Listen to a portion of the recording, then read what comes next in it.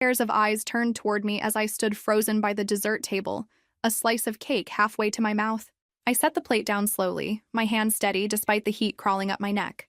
Without a word, I walked to the coat closet, grabbed my jacket, and headed for the door. But what happened 3 months later would leave Victoria packing her bags instead of me. Where are you watching from today? Drop your location in the comments below and hit that like and subscribe button if you've ever felt like an outsider in your own family. You'll definitely want to stick around for what happened next. Now, let me take you back to how this all started. The Thompson family barbecue was supposed to be a celebration of Tyler's 8th birthday. My little half-brother had been talking about this party for weeks, excited about the bounce house Dad had rented and the superhero decorations Victoria had ordered. I'd spent the morning helping set up, arranging tables and hanging streamers, while Victoria directed operations from her lawn chair, claiming her back was acting up again. The guests were mostly Victoria's friends from her yoga class and their children, plus a few neighbors. As Tyler's older sister, I'd brought him his favorite gift, a remote-controlled car we'd been eyeing together at the toy store. His face lit up when he unwrapped it, and for a moment, I felt like I actually belonged at this party. That feeling didn't last long. Victoria had been making subtle digs all afternoon, loud enough for others to hear but delivered with a smile that made them sound almost affectionate. Emma's always been independent, she told Mrs. Patterson from next door when I declined her offer to set me up with her nephew. She prefers keeping to herself rather than family activities. The comment stung because it wasn't true. I'd tried for 8 years to find my place in this reconstituted family, but Victoria had a talent for making me feel like an intruder in my childhood home. Every suggestion I made was politely dismissed. Every family photo somehow managed to crop me out. Every holiday gathering left me feeling more like hired help than a daughter. But this time was different. This time, she'd said it loud enough for everyone to hear, bold enough to make it clear she meant every word. As I drove away from the house where I'd grown up, where my mother's pictures still hung in my father's bedroom, I felt something shift inside me. I wasn't running away anymore. I was planning my return. The next morning, I sat in my downtown apartment, staring at my phone. Dad had called 3 times, texted twice, and even sent an email with the subject line, "We need to talk." Victoria's name hadn't appeared on my screen once, which told me everything I needed to know about her feelings regarding yesterday's incident. My relationship with Victoria had always been complicated, but it hadn't started out hostile. When Dad first brought her home 8 years ago, I'd actually been relieved. He'd been so lost after Mom died, and Victoria seemed to bring light back into his eyes. She was young, energetic, and treated me like a friend rather than a burden. That changed when she got pregnant with Tyler. Suddenly, I wasn't the daughter helping Dad heal. I was the reminder of his first marriage, the obstacle to their perfect new family. The shift was subtle at first. Victoria would forget to mention family plans until the last minute, leaving me scrambling to rearrange my schedule. She'd make dinner reservations for 4 when there were 5 people in the house, claiming she'd miscounted. Then Madison came along 2 years later, and my status in the family became even more precarious. Victoria transformed from subtle to strategic, always having a reason why I couldn't join family activities. I was too busy with college, then too busy with work. I was probably tired from my schedule, wouldn't want to be bothered with kid activities. Dad seemed oblivious to the dynamic, or maybe he chose not to see it. Robert Thompson had built his success in commercial real estate by avoiding conflict and finding win-win solutions. Family drama fell outside his comfort zone, so he defaulted to letting Victoria handle household management while he focused on providing for everyone. The irony was that I genuinely loved Tyler and Madison. They were sweet kids who had no idea their mother was actively working to distance them from their big sister. Tyler especially had always gravitated toward me, asking for help with homework and wanting to show me his latest drawings. But Victoria had been subtly discouraging these connections, redirecting the kids' attention whenever they sought me out. My phone buzzed with another text from Dad. "Victoria says there was a misunderstanding yesterday. Can we all sit down and work this out?" A misunderstanding. That's what we were calling it now. I almost laughed, but there wasn't anything funny about being publicly declared a non-family member at a child's birthday party. Victoria hadn't accidentally spoken her truth. She'd planned it, waiting for the perfect moment when the humiliation would be witnessed, and therefore impossible to take back. I typed back, "Sure, Dad, but this conversation needs to include everyone's feelings, not just Victoria's explanation." As I hit send, I realized something had changed in me. For 8 years, I'd been trying to earn my place in a family where I'd always belonged. Maybe it was time to stop asking for permission to exist in my own life. The family meeting was scheduled for Sunday dinner, which should have been my first warning. Victoria always used social settings to her advantage, banking on the fact that I wouldn't make a scene in front of the kids. She'd prepared Tyler's favorite meal, spaghetti and meatballs, and set the table with our good china, creating an atmosphere that screamed special occasion rather than conflict resolution. Tyler and Madison chattered excitedly about their week while Victoria served generous portions, and Dad asked about everyone's plans for the upcoming school year. The performance was flawless. Loving stepmother, devoted father, happy family. I might as well have been invisible for all the attention anyone paid to why we were really gathered. It wasn't until after dessert, when the kids had been excused to watch a movie in the living room, that Victoria finally addressed the elephant in the room. She reached across the table and patted my hand with the kind of sympathy usually reserved for terminal patients. "Emma, sweetheart," she began, her voice dripping with manufactured concern. "I think we had a little miscommunication at Tyler's party. Sometimes when I'm overwhelmed with hosting duties, I don't express myself clearly." I looked at Dad, waiting for him to acknowledge what had actually happened, but he was nodding along with Victoria's revision of events. The disappointment hit me like a physical blow. He hadn't been there when she'd made her declaration, but other people had told him exactly what was said. He was choosing Victoria's version because it was easier. "What exactly did you mean to say?" I asked, keeping my voice level despite the anger building in my chest. Victoria's smile tightened almost imperceptibly. "I was trying to suggest that you might be more comfortable socializing with people your own age instead of standing around a children's party. You seemed so out of place, honey.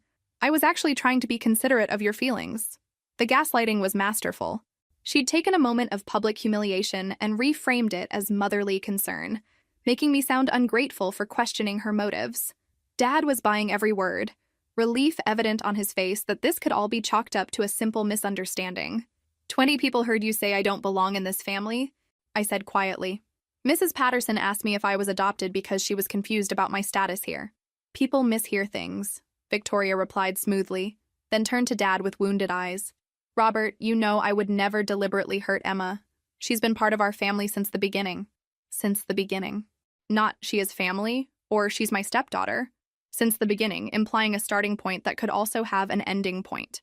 Even her apology contained subtle poison. Dad reached for my hand. "Emma, honey, I think we're all making too big a deal out of this. Victoria didn't mean anything by it, and you know she cares about you." In that moment, I realized the conversation was pointless. Dad would always choose the path of least resistance, and Victoria would always find ways to chip away at my belonging here. But something else was becoming clear. I didn't need their permission to know who I was or where I came from. "You're right, Dad," I said, standing up from the table. "This probably is being blown out of proportion." Victoria's smile returned, triumphant and satisfied. She thought she'd won.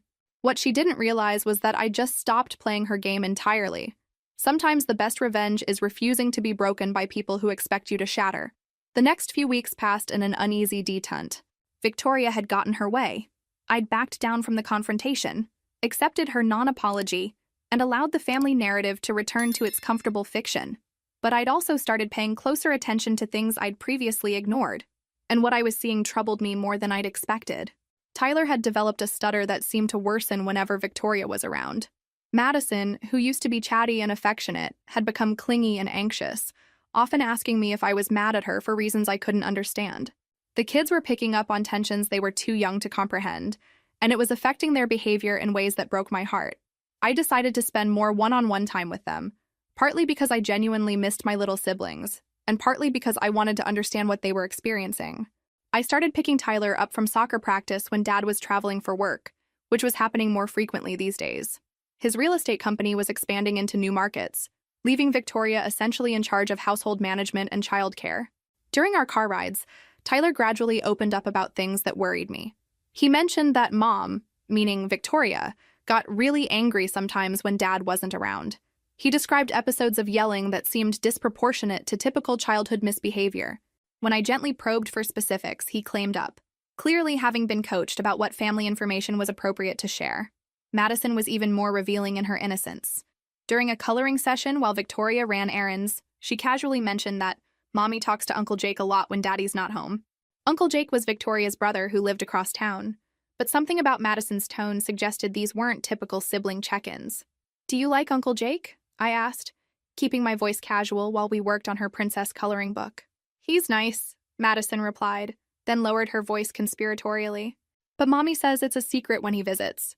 She says Daddy doesn't like grown-up conversations. The comment sent warning bells through my mind. What kind of grown-up conversations required secrecy? And why would Victoria need to hide her brother's visits from Dad? I tried to push the concerns aside, telling myself I was looking for problems because of my existing issues with Victoria. But then I started noticing other things. Victoria's phone was constantly buzzing with messages she'd read quickly and delete. She'd developed a habit of stepping outside to take certain calls, claiming she needed privacy for book club planning or yoga class coordination. Her explanations always sounded reasonable, but the frequency and secretiveness seemed excessive. The biggest red flag came during Tyler's soccer game the following Saturday. Dad had to work, so Victoria and I took the kids together, a rare occurrence that felt awkward from the start. While Tyler played, Madison entertained herself on the playground equipment near the field. Halfway through the game, Victoria's phone rang. She glanced at the screen, and her entire demeanor changed. Her face flushed. She smiled in a way I'd never seen before, and she walked several yards away to answer. I couldn't hear the conversation, but I could see her body language. Animated, flirtatious, completely absorbed in whoever was on the other end of the line. When she returned, she seemed flustered and distracted. "That was my sister," she said without being asked. "Family drama, you know how it is." But Victoria didn't have a sister. She had two brothers, Jake and Michael. I knew this because I'd been to family gatherings for 8 years and had specifically asked about Victoria's family structure when she first joined ours. The lie was so casual and unnecessary that it made me wonder what else she'd been dishonest about. For the first time since the birthday party incident, I began to suspect that my problems with Victoria might be symptoms of much larger issues in our family. The discovery happened by accident 3 weeks later. I'd stopped by the house to pick up some tax documents Dad needed me to review for his business when I heard voices coming from the kitchen. Victoria was supposed to be at her Wednesday yoga class, and the kids were still at school, so I was surprised to find anyone home. I paused in the hallway, not wanting to interrupt what sounded like an intimate conversation. Victoria's voice was softer than I'd ever heard it, almost vulnerable. "I know this is complicated," she was saying, "but things with Robert are getting worse. He's never home, and when he is, we barely talk anymore." A man's voice responded, too low for me to make out the words, but the tone was warm and reassuring. I crept closer, my curiosity overriding my better judgment about eavesdropping. "The kids ask about you constantly," Victoria continued. "Tyler drew you another picture yesterday, and Madison keeps asking when you're coming to visit again. I hate having to make excuses." My stomach dropped. Victoria had been bringing someone around the children, someone they'd developed an attachment to while maintaining secrecy from Dad. This wasn't about her brother Jake or innocent family visits. This was something else entirely. I backed away carefully, my mind racing. Part of me wanted to confront the situation immediately, but I realized I needed more information before making accusations that could destroy our family. If Victoria was having an affair, Dad deserved to know. But I needed proof, not just overheard conversation fragments. Over the next 2 weeks, I became an unwitting detective in my own family's drama. I started paying attention to Victoria's patterns, noting when she claimed to have plans that seemed inconsistent with her actual whereabouts. I tracked her social media posts, looking for clues about her activities and companions. The evidence accumulated gradually. Photos tagged at restaurants during times she'd claimed to beat book club meetings, check-ins at locations across town when she was supposedly running errands nearby. Most damning was a picture posted by one of her yoga classmates showing the group at their Wednesday session, without Victoria, on a day she'd specifically told Dad she was attending. But it was Tyler who provided the most heartbreaking revelation. During another soccer practice pickup, he mentioned something that made my blood run cold. "Emma," he said as we drove home, "why does Mommy say you don't live with us anymore?" I nearly swerved into the next lane. "What do you mean, buddy?" "She told Uncle Jake that you moved out because you didn't want to be part of our family, but you still come over all the time, so I don't understand." Victoria had been telling people, including this mysterious Uncle Jake, that I'd voluntarily distanced myself from the family. She was rewriting the narrative of our relationship, painting herself as the victim of my rejection, rather than the architect of my exclusion. "Tyler," I said carefully, "I've never said I don't want to be part of our family. I love you and Madison very much, and this will always be my home too." "Really?" His relief was palpable. "Mommy said you were probably going to move far away because you were unhappy here." That night, I called Dad and asked if we could have lunch the next day, just the two of us. It was time for him to know what was really happening in his house while he was busy building his business empire.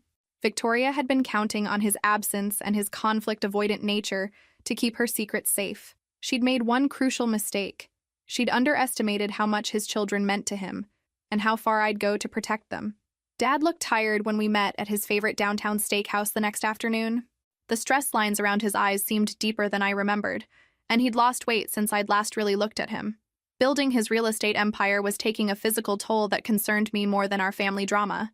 "You sounded serious on the phone," he said after we'd ordered. "Is everything okay?" I'd rehearsed this conversation, but actually starting it felt overwhelming. How do you tell your father that his wife might be cheating on him? How do you explain that his children are being exposed to situations they don't understand? How do you reveal that you've been investigating your own family like a detective? "Dad, I need to ask you something, and I need you to really hear me," I began. "How much do you know about what happens at home when you're traveling for work?" His expression shifted from casual interest to concern. "What do you mean?" "Victoria manages everything beautifully. The kids are happy, the house runs smoothly. She's been incredible about handling the domestic side while I focus on expanding the business." "When did you last have a real conversation with Tyler and Madison about their day-to-day experiences?" The question seemed to catch him off guard. "We talk all the time, dinner conversations, bedtime stories when I'm home. They tell me about school, their friends, activities." "Dad, Tyler has developed a stutter that gets worse when Victoria is around. Madison asks me constantly if I'm angry with her, like she's walking on eggshells. And they both mention Uncle Jake visiting frequently when you're not home." Dad frowned. "Jake is Victoria's brother. Of course he visits sometimes. What's wrong with that?" "Victoria told the kids that these visits are supposed to be secret from you. She's also been lying about her whereabouts consistently, claiming to be places where she hasn't actually been, posting photos that contradict her stated schedules." I watched Dad's face carefully as I laid out the evidence. His initial reaction was defensive, the natural response of a man whose marriage and judgment were being questioned. But as I continued, describing specific incidents and inconsistencies, his expression grew troubled. "Emma," he said finally, "I understand you've been having difficulties with Victoria since Tyler's party, but these sound like serious accusations. Are you sure you're not reading more into normal situations because of your feelings about what happened?"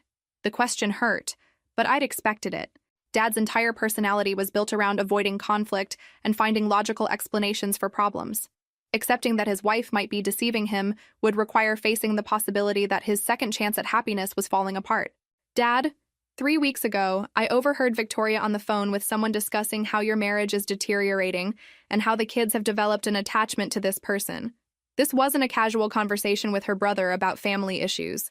This was intimate, secretive, and involved our family's private business being shared with someone outside our household."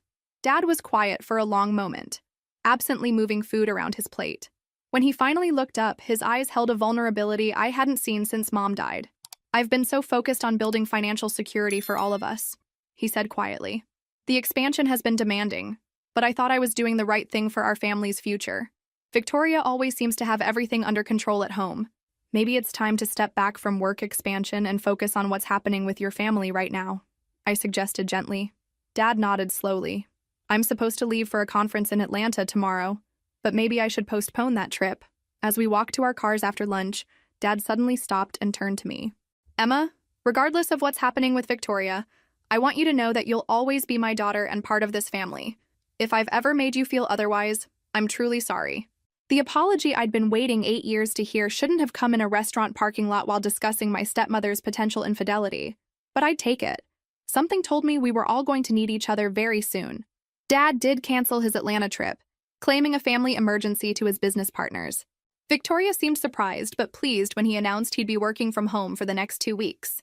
"More family time," she said brightly, though I caught a flicker of concern in her eyes. Having Dad around would definitely complicate her secret phone calls and mysterious errands. What none of us expected was the real emergency that would change everything. On Thursday morning, Dad collapsed while getting dressed for a local client meeting. Victoria called and I met them at the hospital, my hands shaking as I drove through downtown traffic that seemed deliberately slow. Dr.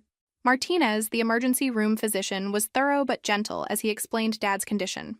"Mr. Thompson has been experiencing cardiac episodes that likely started months ago," she told us as we gathered in the small consultation room. "The symptoms probably felt like indigestion or stress-related chest tightness." Dad looked pale and smaller than usual in the hospital bed, wearing a gown that made him seem vulnerable in a way I'd never seen before. "I thought it was just work stress," he admitted. "The expansion has been demanding, lots of late nights and pressure. "Robert, why didn't you tell me you were having chest pains?" Victoria asked, her voice carrying the perfect tone of concerned wife. But I noticed she hadn't moved closer to his bedside, hadn't reached for his hand the way you'd expect from someone genuinely worried about their spouse. "Doctor." Martinez continued with test results that grew increasingly serious. Dad's heart had sustained significant damage, likely from multiple small episodes over several months. The immediate crisis was stabilized, but long-term solutions would require major intervention. "We're looking at surgical options," Dr. Martinez explained, "but given the extent of damage, Mr. Thompson may need to consider heart transplant evaluation if other treatments aren't successful." The word transplant hung in the air like a death sentence.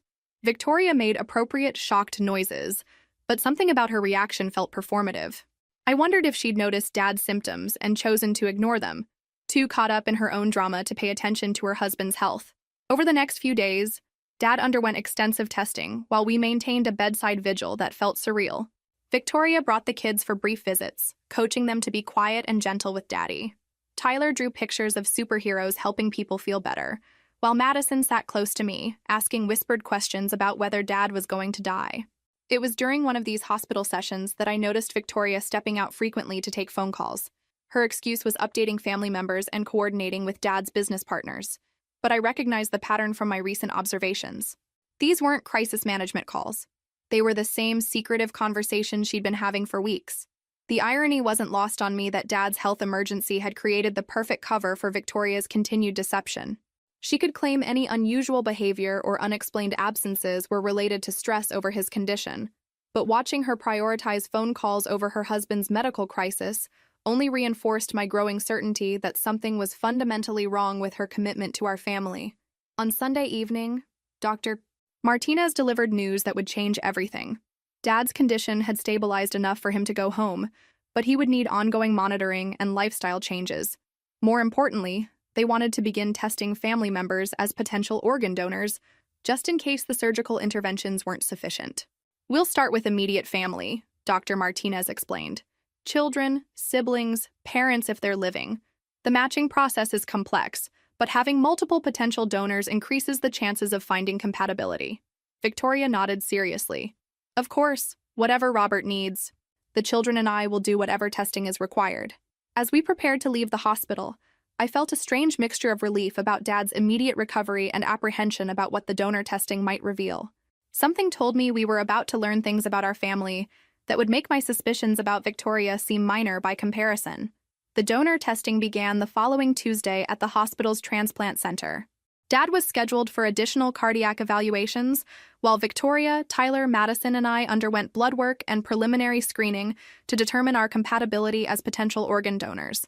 Tyler was nervous about the blood draw, so I held his hand while the technician worked quickly and efficiently.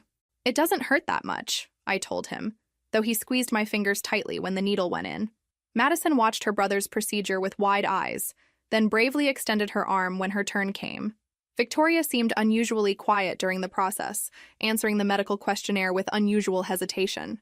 When asked about family medical history, she claimed not to remember specific details about genetic conditions or inherited diseases. For someone who'd been married to Dad for 8 years, her knowledge of relevant health information seemed surprisingly limited. "The initial results should be available by Friday," the genetic counselor explained as we finished up. "We'll call everyone individually to discuss compatibility and next steps if needed." The waiting period was tense for all of us. Dad was home recovering, working reduced hours while following strict dietary and activity restrictions. Victoria maintained her devoted wife performance, preparing heart-healthy meals and monitoring his medications. But I noticed she still found excuses to leave the house for errands that seemed unnecessarily frequent. Friday morning arrived with a phone call that would shatter our family's foundation. Dr. Martinez asked Dad and Victoria to come in together to discuss the test results, which seemed unusual but not alarming. They were supposed to call me afterward with an update on everyone's compatibility status. Instead, Dad called 3 hours later with a voice I'd never heard before. Hollow, broken, confused. "Emma," he said slowly, "I need you to come to the hospital. There's something we need to discuss about the test results." I found them in Dr. Martinez's office, Victoria sitting stiffly in her chair, while Dad stared out the window with a blank expression. The tension in the room was thick enough to cut with a knife. Dr. Martinez looked uncomfortable as she explained the situation. The genetic testing revealed some unexpected information about family relationships. she began carefully. While we were evaluating compatibility for potential organ donation, we discovered that Tyler and Madison are not biologically related to Mr. Thompson. The words hung in the air like a bomb that had already exploded. Victoria was staring at her hands, her face pale and expressionless. Dad continued looking out the window as if the conversation were happening to someone else. "What does that mean exactly?" I asked, though my mind was already processing the implications. "It means that Robert is not the biological father of Tyler and Madison," Dr. Martinez said gently. "The genetic markers are definitive. There's no possibility of laboratory error." I looked at Victoria, waiting for her to say something, to explain how this could have happened, to show some reaction to news that was devastating her husband. But she just sat there, silent and still, like someone who'd been caught in a lie she'd never expected to be discovered. "Victoria," Dad said quietly, finally turning from the window, "is there something you need to tell me?" The question was calm, almost conversational, but I could hear years of marriage collapsing in those 8 words. Victoria looked up at him with tears in her eyes, but I couldn't tell if they were tears of remorse, fear, or just sadness at being caught. "Robert, I can explain," she whispered, but her voice carried no conviction that explanation would make any difference. Dad nodded slowly. "I think you'd better. What do you think will happen next? This family is about to face the biggest test of their lives, and the truth Victoria has been hiding is going to change everything." Victoria's explanation came in fragments, each revelation worse than the last. We'd moved to a private consultation room where she could speak freely without medical staff overhearing family business that would soon become a legal matter. "Robert, I never meant for any of this to happen," she began, tears now flowing freely down her cheeks. "When we first got married, I was so young and overwhelmed. You were grieving Emma's mother, working constantly, and I felt so alone." Dad's expression remained neutral, but I could see him processing each word carefully. 8 years of marriage were being dissected in real time, every memory now suspect. "The affair started about a year after we got married," Victoria continued. "Jake introduced me to his friend Marcus at a barbecue. We started talking, and it just happened. I was lonely, and Marcus paid attention to me in ways that made me feel special. Jake, the brother whose visits were supposed to be secret from Dad. The family drama I'd overheard on the phone suddenly made perfect sense. This wasn't about sibling support. Jake had been facilitating his sister's affair for years. "Tyler and Madison?" Dad said quietly, his voice barely audible. "How long have you known?" "I suspected early on," Victoria admitted, unable to meet his eyes. "Tyler looks so much like Marcus, and Madison has his mannerisms. But I convinced myself that maybe genetics could skip generations, that maybe they could still be yours." The clinical detachment in Dad's voice was heartbreaking. "But you knew there was a strong possibility they weren't mine, and you let me raise them as my children for 8 years. You loved them," Victoria said desperately. "You've been such a wonderful father to them. That has to count for something, right? Biology doesn't change the relationship you've built with them." I watched Dad struggle with emotions that seemed too large for any person to contain. These children he'd loved, protected, and planned his future around weren't his biological offspring. The woman he'd trusted with rebuilding his life after devastating loss had been living an elaborate lie for their entire marriage. "Where is Marcus now?" I asked, needing to understand the full scope of Victoria's deception. Victoria's face crumpled further. "He lives in Phoenix. He's married with children of his own. He doesn't know about Tyler and Madison. I never told him I was pregnant when I ended things with him." "You ended things?" Dad's question carried a note of surprise. "When I found out I was pregnant with Tyler, I realized I had to choose. I chose you, Robert. I chose our marriage and our family. I've been faithful ever since Tyler was born." The statement hung in the air, and I could see Dad calculating the timeline in his head. Faithful for 7 years after a betrayal that had produced 2 children. Was that redemption, or just damage control? "The phone calls," I said, pieces clicking into place. "The secret conversations I've been overhearing. That's been about this situation, hasn't it?" Victoria nodded miserably.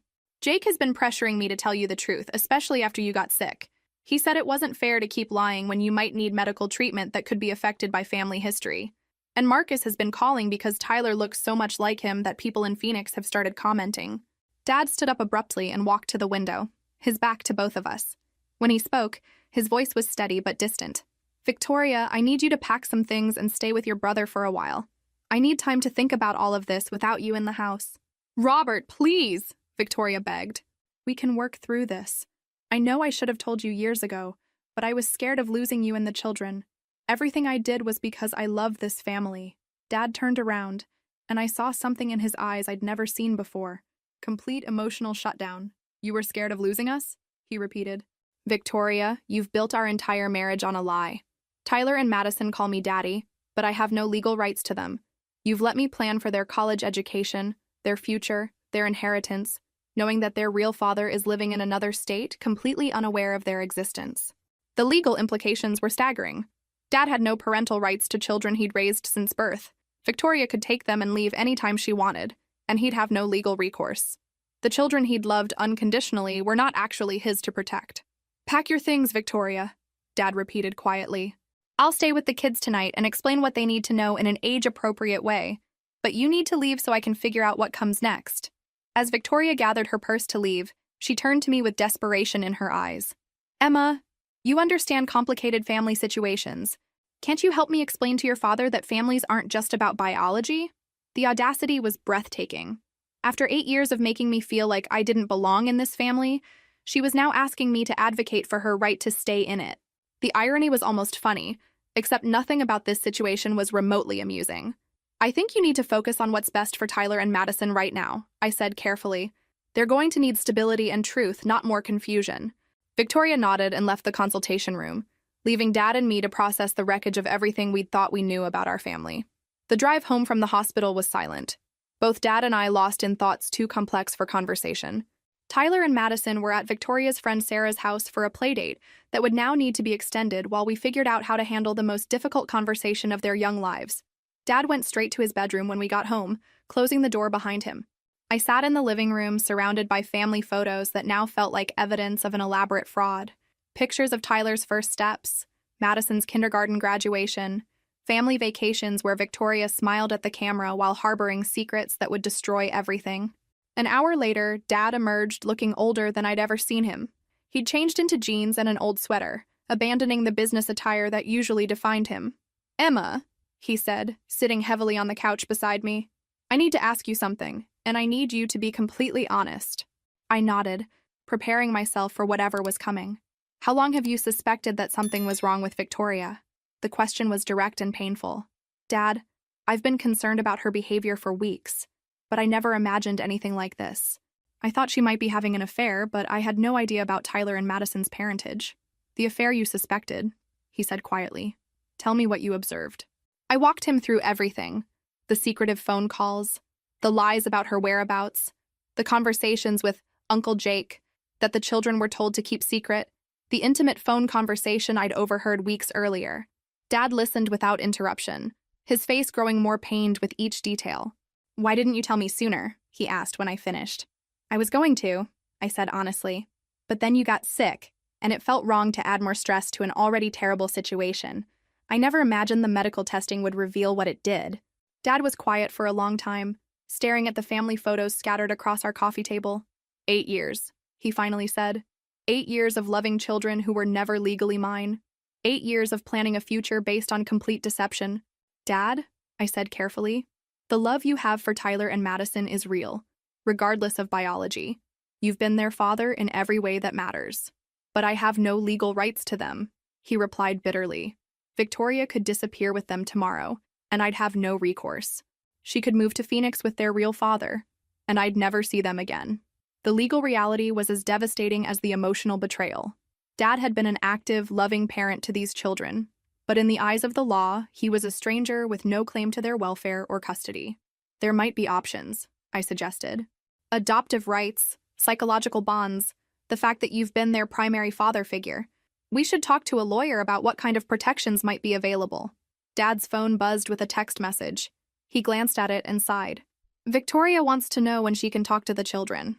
She says they're asking why Mommy won't be home for dinner. The immediate crisis of explaining this situation to Tyler and Madison suddenly felt overwhelming. How do you tell an 8-year-old and a 6-year-old that their entire family structure has been built on lies? How do you preserve their sense of security while acknowledging that everything they've believed about their identity is false? What are you going to tell them?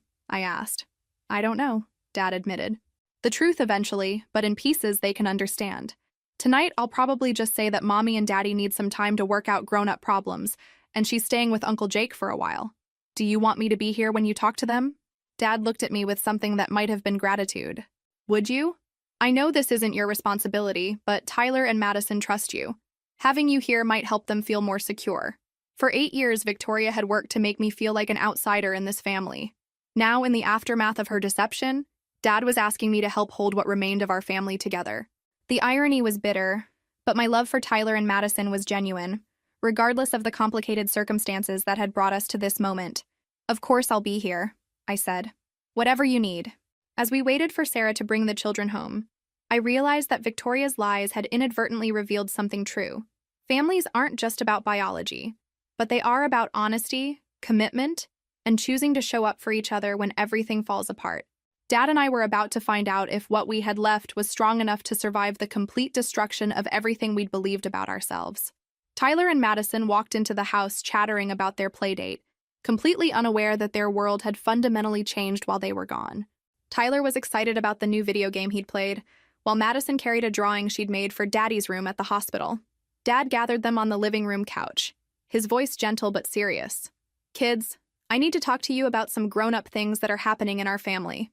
Both children immediately became quiet, sensing the gravity of the moment. Tyler moved closer to Dad, while Madison climbed into my lap without being asked. Sometimes adults have to make difficult decisions about how families work, Dad began carefully. Mommy and I are having some problems that we need to figure out, so she's going to stay with Uncle Jake for a while. Is Mommy in trouble? Madison asked, her voice small and worried. No, sweetheart, Mommy isn't in trouble. But sometimes when grown-ups disagree about important things, they need space to think clearly about what's best for everyone. Tyler, who was more perceptive than his age suggested, asked the question I'd been dreading. Are you and Mommy getting divorced like Jacob's parents did? Dad's hesitation was brief but telling. I don't know yet, buddy. That's one of the things we need to figure out. But no matter what happens between Mommy and me, you and Madison will always be loved and taken care of.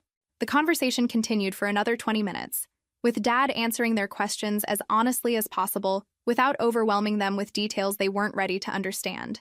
He promised that Victoria would call them before bedtime and that they'd see her soon, but he was careful not to make commitments about the future that he couldn't guarantee. After the children went to bed, Dad and I sat in the kitchen trying to process the day's revelations and plan for an uncertain future. The house felt different somehow, smaller and quieter, like a stage set after the performance had ended. I keep thinking about all the moments that make sense now, Dad said, nursing a cup of coffee that had gone cold hours ago. Victoria's reluctance to add the children to my life insurance policy, her insistence on keeping separate bank accounts, the way she'd change the subject whenever I talked about updating our wills. Each memory was another piece of evidence that Victoria had been protecting herself and maintaining exit strategies throughout their marriage. She'd never fully committed to the life they'd built together because she'd always known it was built on deception. There's something else, Dad said quietly. When Dr. Martinez was explaining the test results, she mentioned that Tyler has some genetic markers that indicate a predisposition to certain health conditions. Conditions that Marcus would need to know about as Tyler's biological father. The implications were staggering. Not only did Marcus have 2 children he didn't know existed, but one of them had inherited genetic traits that could affect his health decisions. Victoria's deception had potentially endangered Tyler by keeping crucial medical information from his biological father.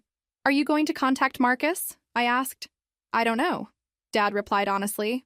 Right now I'm focused on protecting Tyler and Madison's emotional stability.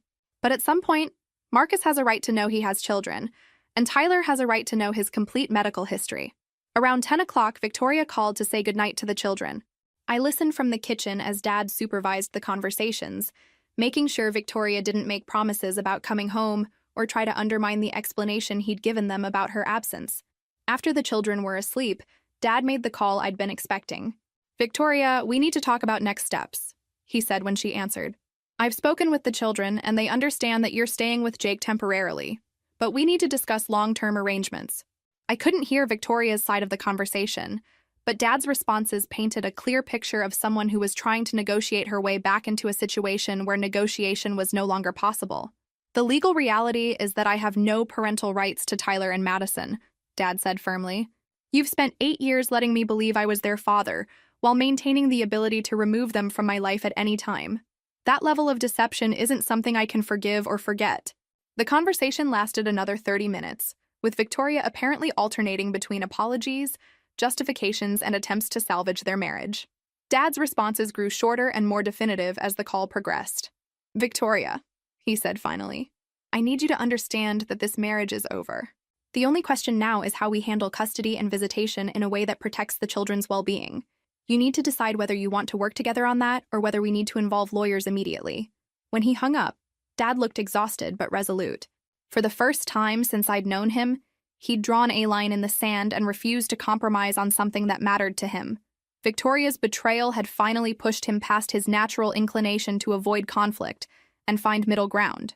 "How do you feel?" I asked. "Strangely relieved," he admitted. "For months, I've felt like something was wrong but couldn't identify what it was. Now I know." The uncertainty was worse than the truth. As we turned off the lights and headed upstairs, I realized that tomorrow would be the first day in 8 years that our family would exist without Victoria's manipulation and deception. It would also be the first day that Dad and I could rebuild our relationship on a foundation of honesty, rather than walking around the landmines of Victoria's secrets. 3 months later, I was sitting in Dad's kitchen, our kitchen now since I'd moved back home to help with Tyler and Madison, when the final divorce papers arrived by certified mail. Dad signed them without emotion, officially ending a marriage that had been built on lies from the beginning. The custody arrangement had been surprisingly smooth, partly because Victoria seemed to understand that fighting Dad legally would expose her deception to a level of scrutiny she couldn't afford. Tyler and Madison would stay with Dad as their primary guardian, with Victoria having regular visitation rights and shared decision-making on major issues. Marcus, Tyler, and Madison's biological father had been contacted through a lawyer and was slowly building a relationship with the children. He lived in Phoenix with his wife and their 2 children, but he'd flown out twice to meet Tyler and Madison in a neutral setting. The meetings were awkward but important. Tyler especially needed to understand his complete medical history and genetic background. The most unexpected development had been Dad's recovery. Away from the stress of Victoria's deception and with proper medical treatment, his heart condition had stabilized remarkably well. Dr. Martinez said that removing major life stressors sometimes had profound effects on cardiac health, and Dad was living proof of that connection. "Emma," Dad said as we cleaned up after dinner, Tyler and Madison playing in the living room, "I owe you an apology that's about 8 years overdue." I looked up from loading the dishwasher, surprised by his serious tone. "When Victoria first came into our lives, I was so grateful to feel happy again after your mother died that I stopped paying attention to how her presence affected you. I let her manage family dynamics because it was easier for me, but that meant I ignored how she was systematically excluding you from our family." The apology I'd waited years to hear was finally coming, but in a context I'd never imagined. "I see now that Victoria felt threatened by your relationship with me and your connection to your mother's memory. She worked to minimize your importance in our family because she was insecure about her own place in it. And I let that happen because avoiding conflict was more comfortable than protecting my daughter." Dad sat down at the kitchen table, gesturing for me to join him.